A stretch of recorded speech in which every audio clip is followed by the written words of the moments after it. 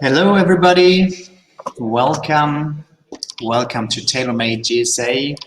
This is a new chapter in our series of online events called From Home Export Days and organized by the Centre National de la Musique, aka CNM, your French music partner. My name is Daniel Winkel, and for more than a year now, together with my colleagues from the international team at CNM, we've been hosting panels and networking sessions, showcases, also online showcase, and more to keep connecting French and international professionals together and to keep French professionals up to date with what's going on relevant export markets. There's some previous contents that are still available to be watched on VOD on our website, cnm.fr. How to click with Brazil, for instance, Asia in the limelight, jazz focus on the Nordic countries, and many others if you want to check them out. The last episode of Tailor-Made was focused on the UK market, and it's also available on replay.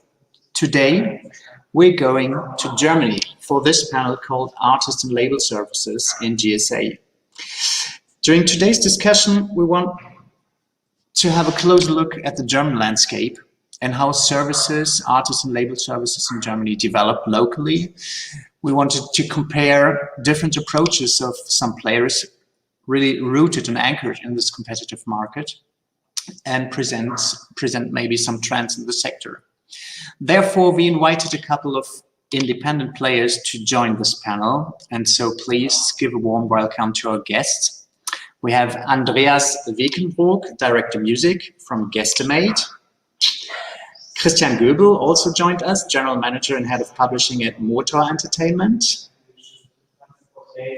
We have Jan Köpke, Founder, Popup Records. And last but not least, Borwitzky, Founder, Borwitzky Label Services. So thanks a lot for joining us. And thanks also to the French professionals and the audience that is following us online right now. Just a reminder that while you're watching this, you can leave questions in the comments, of course. Either we can pick them up during the discussion, but there would also be some time for a short Q&A session afterwards. And one important remark just before we start. Normally our panels are way more diverse and gender balanced. Unfortunately, this time, due to agenda issues and also availability problems, we couldn't meet this standard. So apologize for that. I just wanted to remind you that this is an absolute exception. So let's start with a little warm-up round. Maybe you could introduce yourself and tell us a little more about your personal and business background and how did you get into your current roles and positions? I don't know who wants to start. Christian, maybe.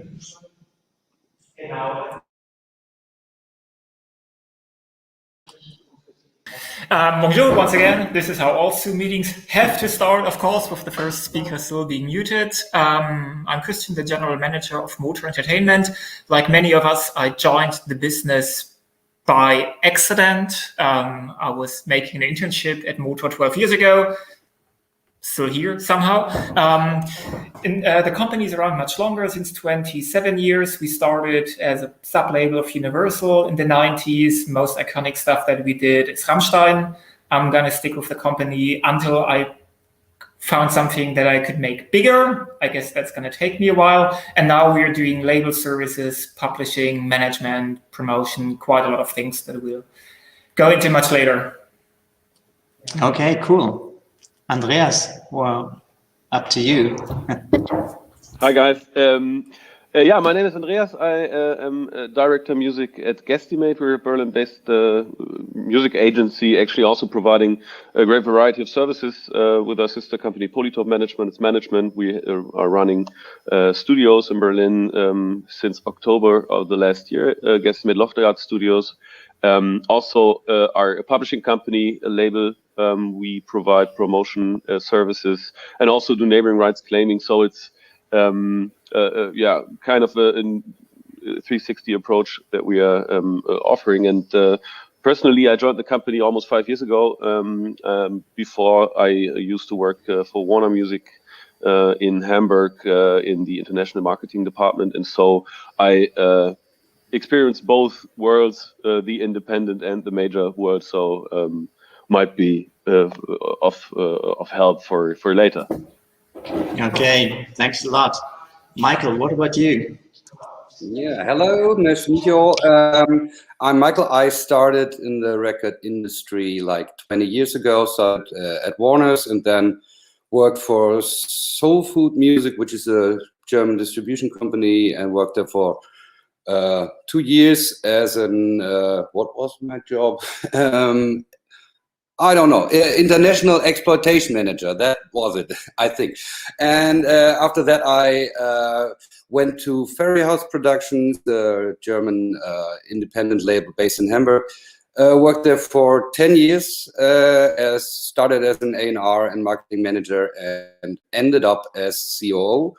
And in October last year, I founded my own label service company, and I'm taking care of labels like Cooking Vinyl from the UK, or Dine Alone Records from Toronto. Worked on campaigns for like Mars Volta and Passenger recently. Yeah, I basically help on setting up a release everywhere, and whatever you need, I can provide, hopefully. Cool, that's exactly what we wanted to hear today. Thanks. Jan, can you tell us a little bit more about you and your background? Sure. Hi.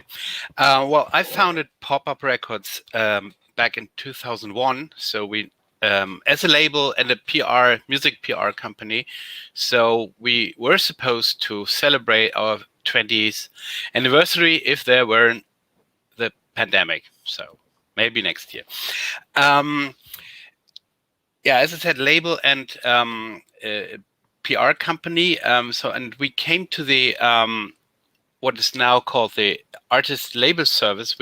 Our topic today, more or less by random. I thought about that and remembered that was already in 2008 when a band approached us and said, okay, we're not going to sign you guys really, but we can find another way to work together with on a shorter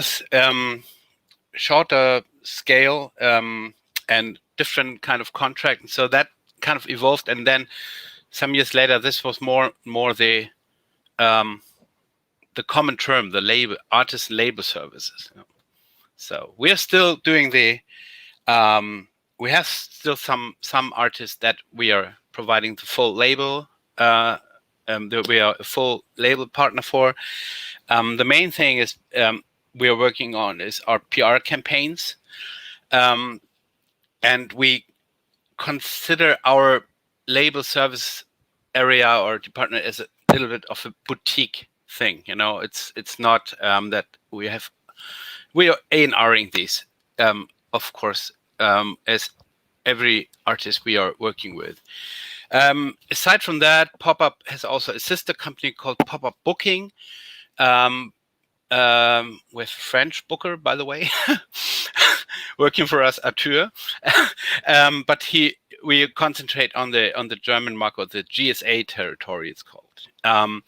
And Popup Booking is taking care for tour bookings with quite a big roster of bands, and we're also doing local events, like we have festivals in Hamburg going on. We're doing, that's a picture. Okay, yeah. Thanks a lot.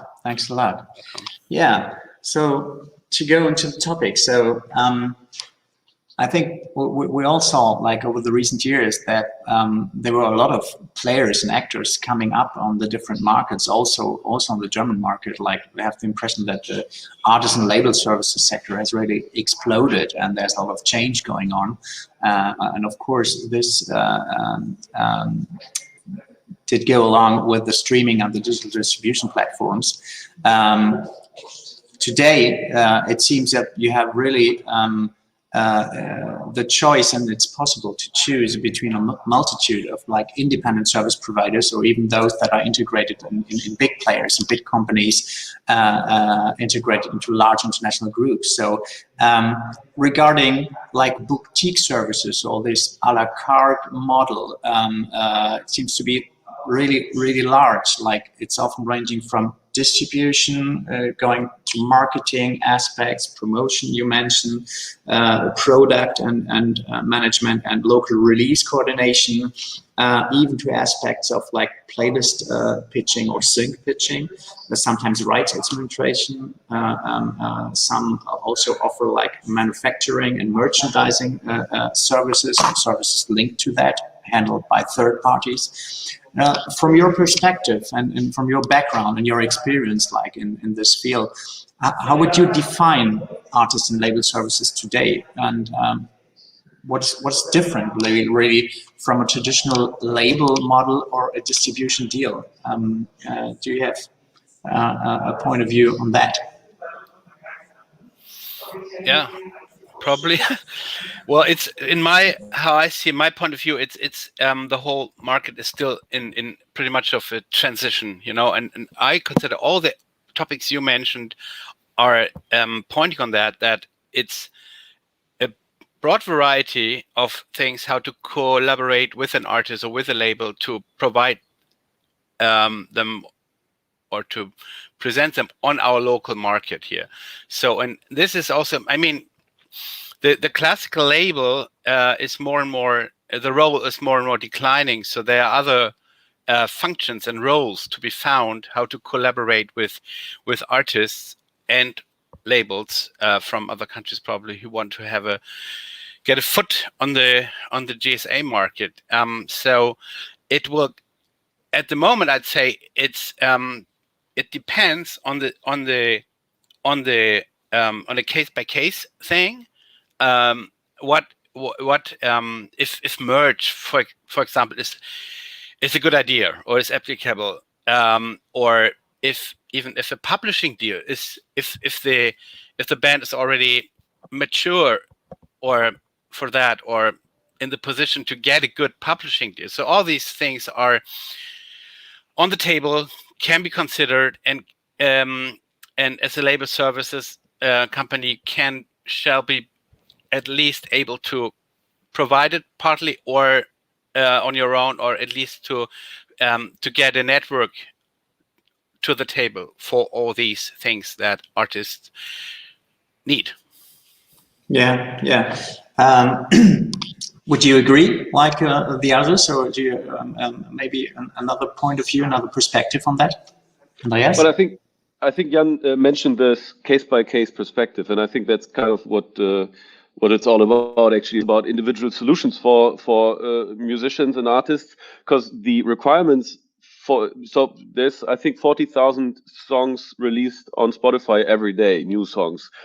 There's a great variety of music, and there's so many different aspects now for artists from different backgrounds, musically, regarding the genre, regarding the, let's say, subcultural surrounding, etc. So, as Jan mentioned, sometimes I think it's about actually checking for the need and a fit for an artist for every area. There's so many artists, I don't know, maybe they don't need merch right now, so why force something like that on an artist at that stage? And I think when I joined Warner Music, I think 12 years ago, there was this gold standard where it had to be 360, and acts had to sign actually and give away all the rights in all these areas. And as we see, that approach didn't work out. Everyone understands the idea from a company perspective, I guess, but for the artists, that's most of the time that's not the ideal solution. So I think it's about these individual solutions for artists, as the requirements are so wide actually. Absolutely. Like it seems like artist and label services are just like the opposite, because artists don't give their rights away. Like they just choose or book or pay for a la carte services that they choose, and they don't give rights away. Christian, Michael, do you want to add something on this perspective that Andreas and Jan just mentioned, or where do you see like the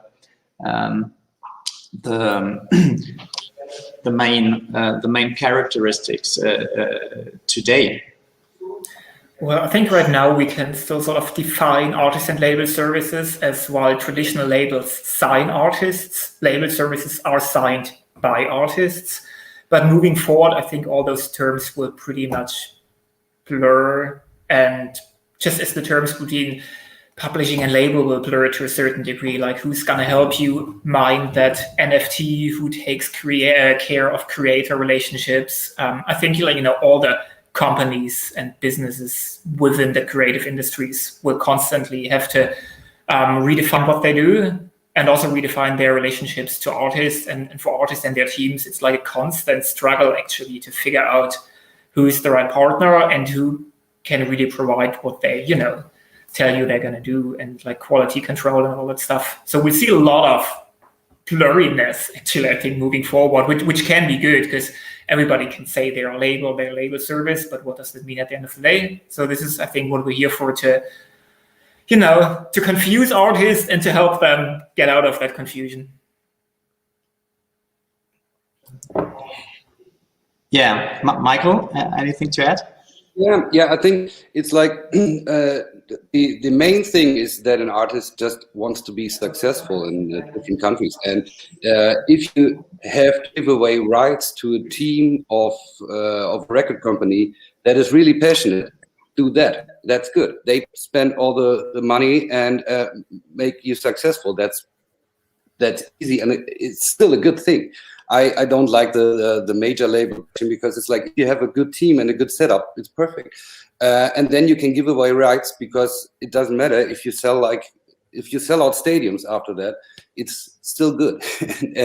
But if you can afford to run a proper campaign on your own, and are in the position to keep all the rights and select the team that you really want to have, then this model is pretty good, especially in the beginning, because then you can get until a certain level with an okay amount of money, and if that works out, then you still can talk to Universal and everyone else, or keep it independent. That's like the good thing is that you don't have to sell your soul for like 20 years. Yeah, and then everything of course depends on the budget you have available and what you're willing to invest in this kind of services. So we saw that the companies, a lot of companies, and also when you introduced yourself, and thinking about your presentations, that there are companies that grew out of the physical or digital distribution sector. Some grew out of the PR context. Others came more from the management background, or even from a consultancy background, or from record labels and companies. So there are obviously a lot of different models coexisting in Germany today, and there's not one definition of artisan label services, actually. Coming back to your specific business, as we saw that the spectrum covers really quite a broad field. What services do you precisely offer, and what would be handled in-house, and when would you work with external partners and networks? Also regarding your office, are there specific segments that really can be booked isolated, or is there some offers or segments that can only be booked on top of a mandatory basic deal, if there is one? So that maybe would be interesting to see what is your precise offer and service, and I think there will be differences from one business model to the other. I don't know who would like to take on this. Shall I start again? Okay. Yeah, feel free. Yeah. Well, we offer as part of the label services segment. It's of course product management. It is the full scale of PR services. It can be publishing or / publishing administration can be integrated in this in the agreement, and also linked to the time window we're working with the band, but this is of course not fully in-house. The publishing, we work with a partner. We have certain things in-house in the workflow with the regarding the administration of data, and of course into pitches that is also then provided from our office. Could you quote the partners like you work with on the for the publishing and the distribution side, because you offer physical distribution also? The partners. Oh yeah, sure. Clients can activate physical distribution through Popup. Right. Yeah. Well, what would that be? Starting with the digital, that is Believe Digital, and on the physical side it's Soul Food, who Michael already mentioned them, his former employer. Also part of Believe now. Right. But we were working with them before. They were part of the Believe family already. But now, okay, it's a one-stop thing. No, not really. They are working separately. On the publishing side, we're working with Kick the Flame in Leipzig. Also, independent company, small but very active, very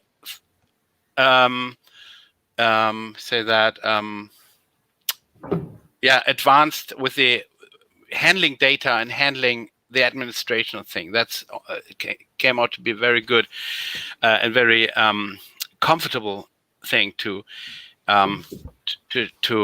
collaborate with them. Well, I forgot the booking sector. That is not really considered as part of the collaboration. There's always separately. We of course we have bands that we work with on the recorded side, and also who also are represented by our bookers or for whom we book concerts. But this is absolutely not. It's absolutely separate from each other. Yeah. Yeah. Okay. Thanks a lot. Andreas, Guesstimate. Can you tell us a little more, like about the precise services like that you offer? Also about the in-house and outsourcing aspects, maybe. And the model you're running. Yeah. Cool. Yeah, sure. So we do follow the approach to be as independent as it's possible, and therefore we are. Of course, we have a network of partners that we're working with, but we really focus on developing solutions from our internal structure. And so it's kind of a mixture of, let's say, the old school label or publishing, just classical structures and classical deals, but also we provide, beginning from the, let's say, creation of the music. You can book sessions in our studios. We do publishing full contracts, but also publishing administration. We do that internally. We build up a team and are fully independent on the publishing side. Now we are running a label, but also label services. So we are also supporting artists in questions of product management, etc. Working with Zebralution mainly on the digital distribution side. We do neighboring rights claiming in-house. That's kind of especially for internationally successful tracks that have been with strong radio performances. That is an area that it's often not focused enough, I guess, and it's can be very beneficial for artists. Of of course, as classical services, we provide promotional services focusing on radio promotion and club promotion, especially in the GSA region, but also outside in Europe. And we are working, let's say, performance and hit singles like the current Alvaro Soler singer that reached #2 of the airplay charts recently, but also build up the career of Alle Farben, especially on the radio side, working with Unit Us, but also worked with artists like Arctic Monkeys or Bicep or Petit Biscuit or Dead Mouse. So it's a very wide field again, and it's a very, very fun mixture actually of more, let's say, performance-driven tracks and more editorial focused music. So basically, we try to really provide, I know it's kind of marketing speech, but a best case solution for artists, and all the contracts are us, or we do contracts only separately. So it should have been a choice every time. So yeah, that's what we do. I hope that that is a, so it's really case by case and project by project. And exactly. Pitching wise, like playlist pitching, is that something you like offer on a general scale, or is that also like case by case and you can't answer this like on a general level?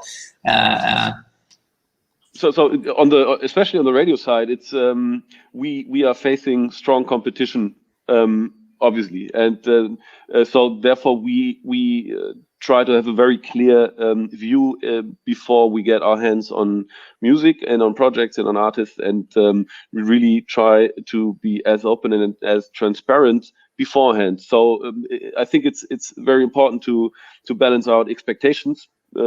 Clients, artists should know what to expect out of our work, and so therefore it's a case-by-case decision. We have to see if we think there's a chance. As we know, there is sometimes very strong music, but if the setup's not right or if the timing's not right, it might be very difficult to really create significant results. So we have a listen on tracks on each and every track that is presented, and then we provide a proper feedback, and then we see if we think we can do the job, and if we don't think we can, we don't work on that. So that's, for us, that's very important to be transparent about that.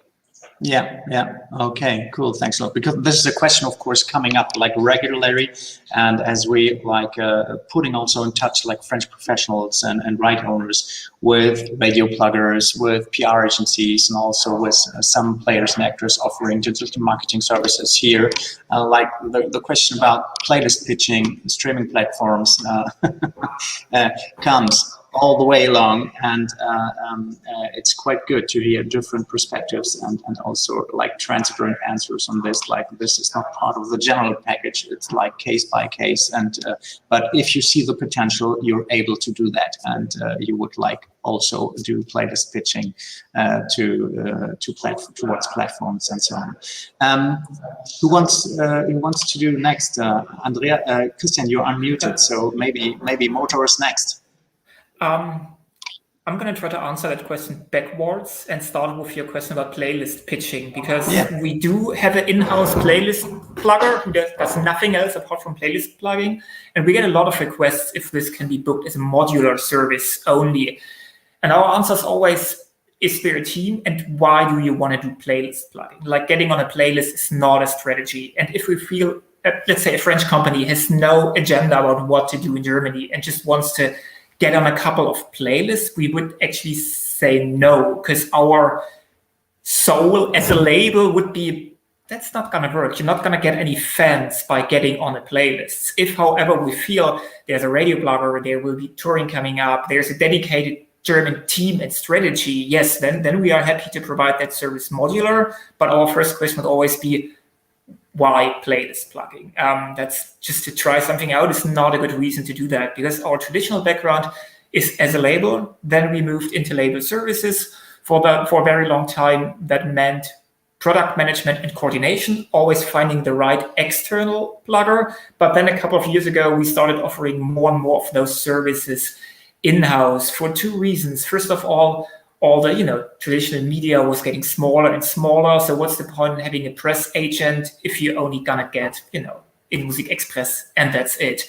Same with TV, like for new artists, yes, you do want to make sure that your music gets sent to Arte Tracks and to ZDF Morgenmagazin, but sometimes that's that. And there's no point in building a really expensive team if your chances are actually still very limited. So we started building an in-house PR team that covers all the basics. So if you come to us, there's a bit of radio potential, you want to get your track to Deutschlandfunk Nova and BR Puls, we can send it to them. If we feel this is like massive top 40 airplay, potential, we will help find the right radio agent. And also for some of the new promotion fields, we feel there are not enough external partners. Let's say podcasts, something that's growing really quickly in Germany. We try to get our artists into podcasts. If they have a good story to tell about, we figure out, so, what's the story? What can you talk about? Is it about cars, mental health, or sailing? Everything that's not just music. But I don't know, to be honest, any company that would do that. So we actually had to do it ourselves. And now it's really a mix of providing services in-house and building the right team, whatever is best for the artist and their budget, of course. So it can be like starting with little like teaser or test budget and then see what the results are and what the potential setup could be and then investing more. It's like, we can scale things anytime. We can start sending the first single to radio and then we feel it's like knocking on the doors of the top 100 charts. Then we would reach out to those people who can help us get there. And what would be your, is it case by case, or do you have fixed distribution partners on the digital and physical level? Could you quote them? That is mostly fixed. That is Edel for physical and Believe. I don't know why we all picked the French distributor. That is mostly fixed. However, we don't insist on it. So a lot of international artists actually already have their international distribution network, and they don't want to have 3 different digital distributors because that messes up pitching, it messes up accounting, it messes up your cash flow. So then we would find a different deal saying, maybe we know their German team. Let's say a lot of artists are also with Fine-Tunes or the Orchard, for example, but they don't know the local team. Then would be, distribution can go through you, but I would still reach out to Johannes first and the local marketing team and update them about what's happening, promotion, marketing. So you have the coordination, but accounting and technical issues still stays with the international artist, which is important for a lot of our international clients to not sort of split up distribution. Yeah. Okay. Thanks a lot, Michael. I think your approach is quite different because you're not a distributor. You're doing local product and release management, but for whole catalogs also. Because you have label clients and labels with strong profiles, and I think quite a big number of also references and releases a year. What is your actual setup? I mean, I'm alone, so I try to realize tailor-made campaigns. So I bring in all the people that is needed for this special product. For example, I need a different team for a passenger release where we have an artist who wants to be around and play live busking shows in the cities and is very interested in doing interviews on television and stuff like that. And this is pretty different to the Mars Volta, who say, okay, we don't say a word to any media partner and that's it. Here's the record. Good luck. So I need a different strategy and probably a different team. And so I work with basically more or less all different companies in Germany. For example, Jan's team is working for Fickle Friend at the moment at the Cooking Vinyl release. Manuel, the radio promoter from Andreas, he did City and Color campaigns with me. So I just bring in everyone who's needed. And the most important thing is, I think, is to leave out and to save money, because if we work on a record that is not going to happen on radio over here, the most important thing is to tell the client, save the money and spend it somewhere else, because if it works on French radio, it doesn't mean it works over here. So find the right partners and find out which partners are really necessary. And regarding pitching and stuff like that, I'm in constant contact with the distribution partners I work with, but also reach out to Spotify, Apple, and the other DSPs directly. If I'm working on a campaign, then I can present the campaign. More easy is it when I have like a label I work for, because then I can do like a half-year presentation with all upcoming priorities and stuff like that. That's a little bit easier. But I reach out to them directly, but I don't offer this service separately, because that doesn't make sense. I think it's like the profile of my service is that I help on campaigns or complete label structures, and not offer a service to use the contacts I have for everything to send over. That's like, doesn't make sense. Yeah. Sounds like, yeah, quite logical. I remember like when the first years ago, when the first artisan label services came up, there was like kind of a notion that artisan label service would only work with established artists and big names. Landscape changed a lot, as we saw, and as you already told us. Regarding your positioning, what would you say, like which artist would you work with? Of course, this is a case-by-case decision, but could you say, like in a more general way, is there a kind of minimum requirements that are needed for a project that you would work with, and how advanced like should that be? Because on a quite practical level, this is of course often a question that also comes up from our French professionals. Maybe not easy to answer, but no. Is there like a minimum? Yeah, well, I think there's one a good indicator. I mean, we feel always comfortable if we are not the only one in the market, you know, with this artist, if it's an artist from another country, so that at least a booking agent is on board. Maybe a publisher who also has is known for being proactive for its artists, for his artists, like that, you know. And I'm not a friend of judging bands by their social media follower numbers, but still it is from time to time a indicator. Yeah, that's, I think. And of course, the main decision is really, if we really, it's experience and also passion. I mean, if our team or one or two from the team really like the band or the music, then it's, I mean, this is the main and the most important impact at first, and then comes more the more rational decisions afterwards.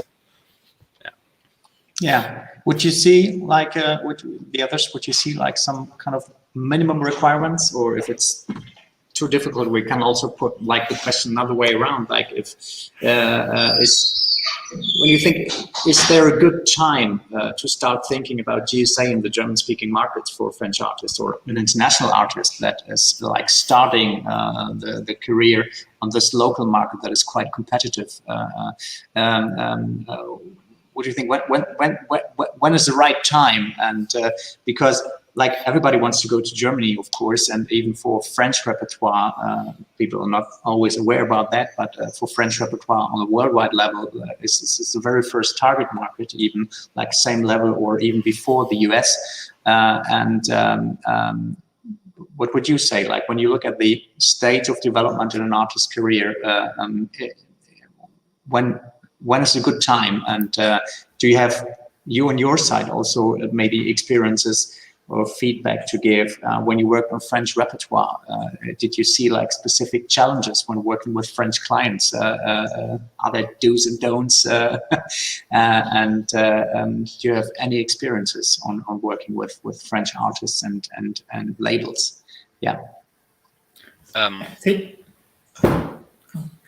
I think there are like 4 phases of an artist's career. Like the very first beginning, your very first release. I think at this point you don't need any label service. I'm really just talking about putting your first song on an aggregator, pitching it through SubmitHub, and trying to get your friends to share it and getting a little bit of praise, a couple of blog reviews, just anything for any partner to work with.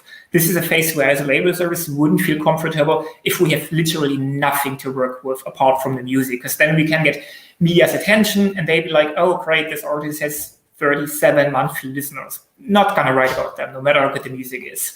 But once you have that first like achievement, let's call it 1,000 monthly listeners or something, that's a really good point to work with a label service, because a traditional label might not invest in you yet. However, you need someone for that next step. This is a big part of our clients are in that phase, like phase 2 of the career. And then, you know, label service with limited funding can get you, I don't know, to a point where you might sell 10,000 CDs. And then there's like the next bracket where we personally as a label service struggle a little bit to really make an artist super big, because that's expensive. Like you're selling 10,000 CDs, but you want to sell 100,000. That is a big investment. And, you know, I don't know, it's probably too big for an artist, also big for label service. This is a point where we have good experience with then handing over that artist to a major for a while to really get them to like superstar level. But once they've been there for a while, then comes the time where they can actually go to a label service again. Like we worked for a long time with Marius Müller-Westernhagen, one of the biggest artists in Germany. He's gonna sell, I don't know, gold, platinum of whatever he does. Like there's no point in giving away 80% to a major anymore at this level. So I think phase 2 and 4 are perfect for label services from our point of view.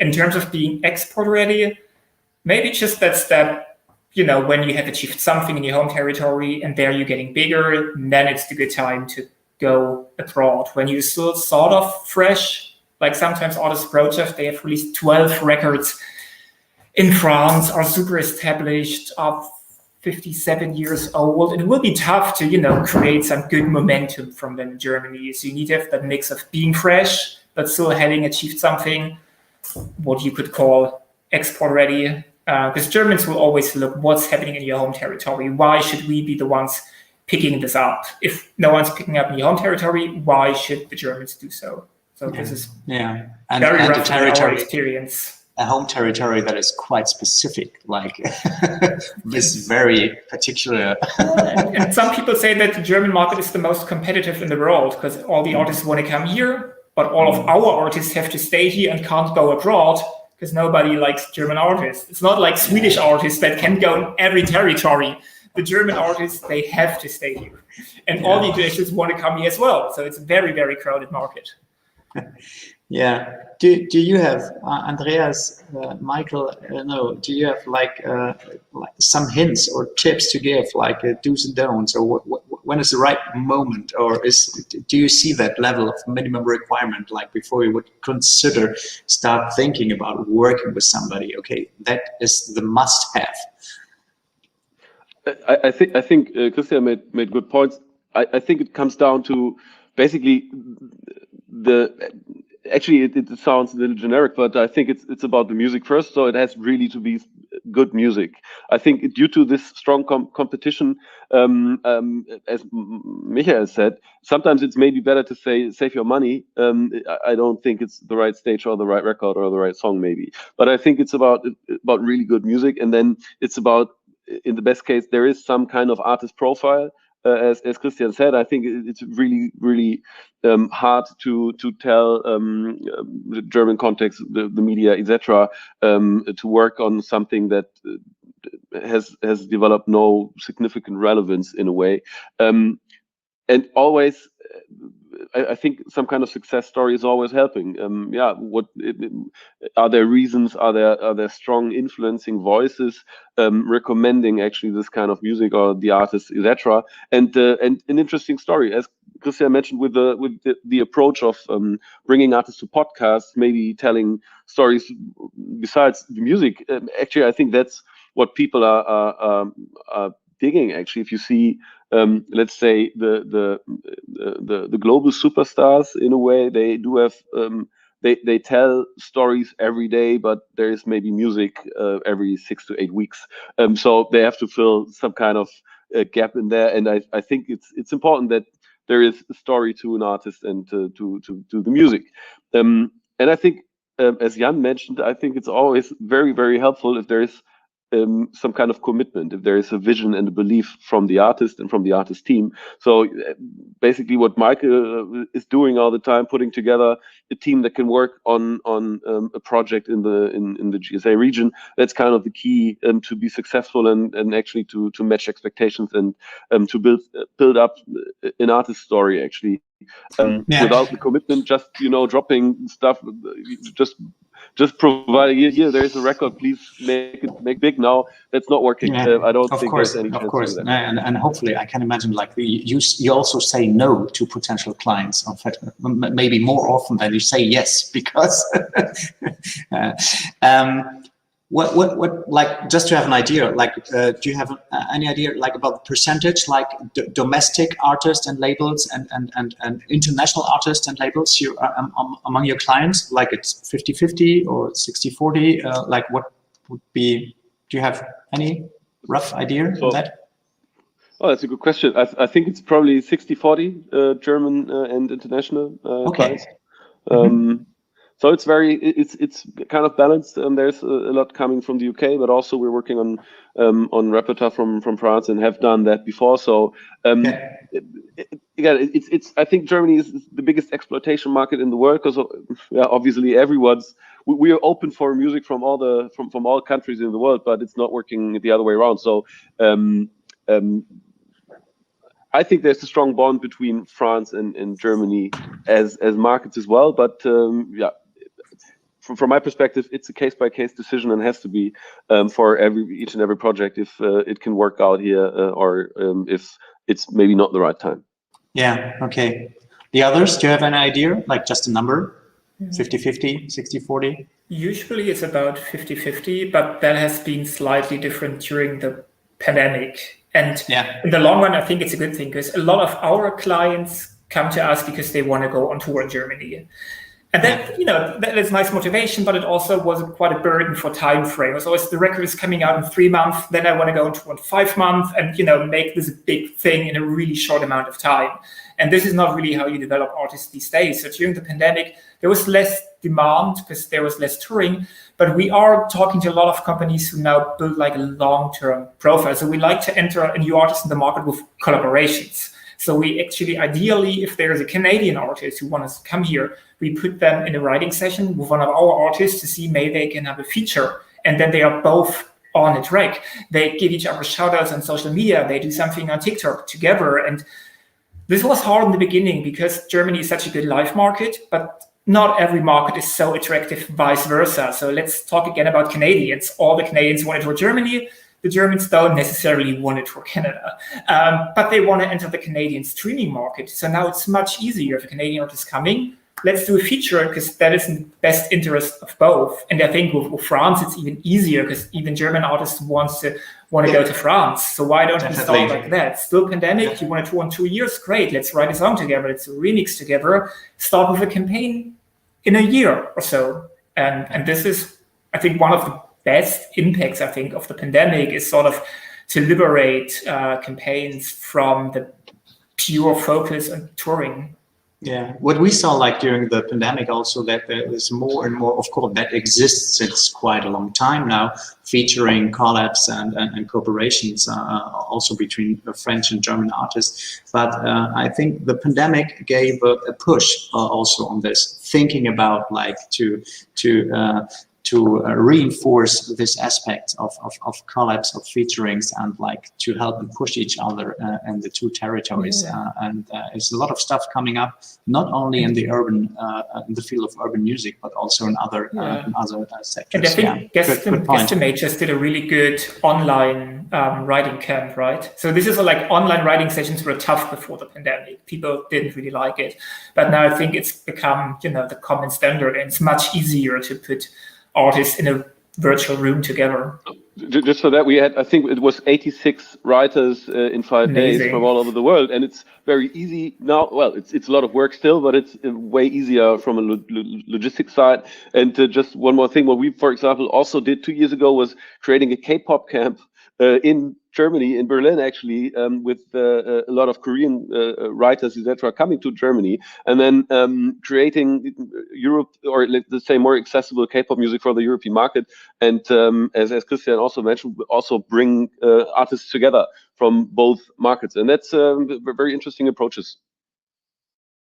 Okay, I think we're nearly like it's 10 minutes to 12. I would go like for my last question and then like ask the audience again if there are some questions.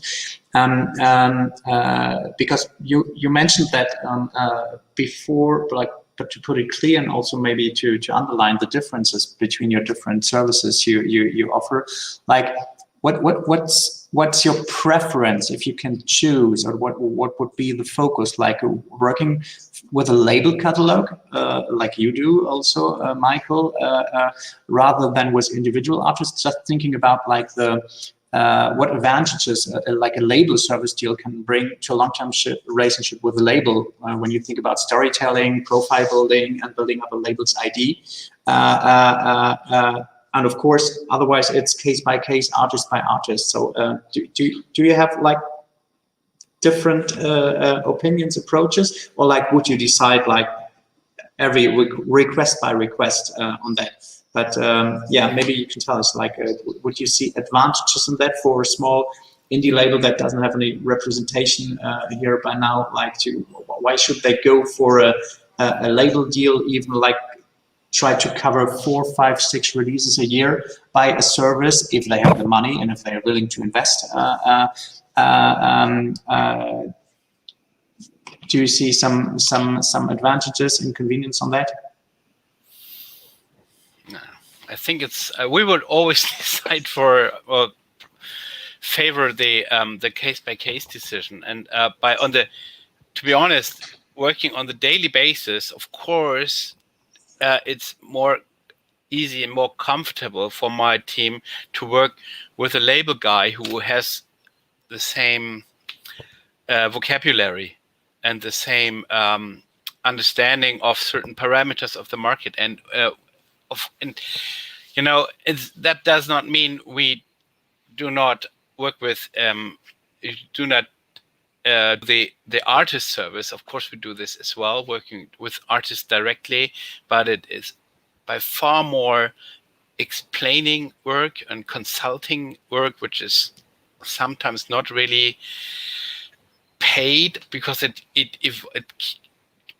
comes in later, you know, during the project, and this can be pretty exhausting and pretty yeah.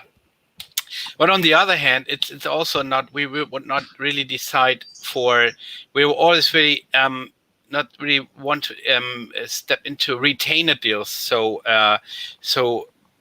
quickly.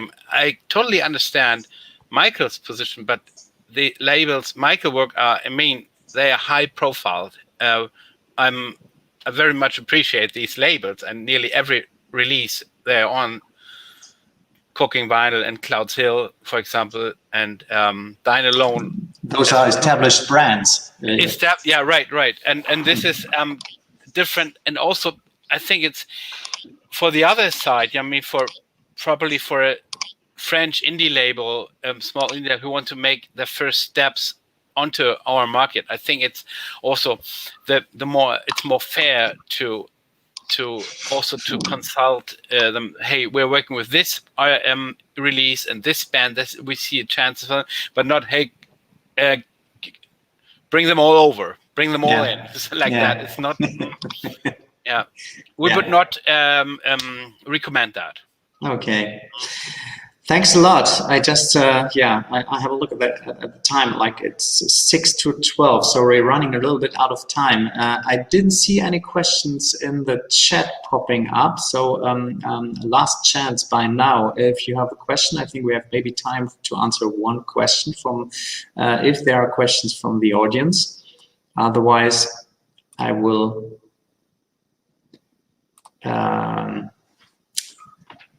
close now. Yeah, thanks a lot to you. Thanks for your insights and the tips and hints you gave. Thanks a lot also to the audience that followed us online. If you want to go further, CNM publishes some guides about some selected music markets. For Germany, for instance, there are a couple of recent market info sheets that are available on the German media landscape, on local PR and marketing and sync issues, and you find them. And our International Resources Center, we also posted in the chat. Yeah, my colleague just did it. So thanks a lot for joining us, and see you soon, maybe for next chapter of From Home Expo Days. Thanks a lot. Bye-bye. Bye-bye. Merci beaucoup. Thank you, guys.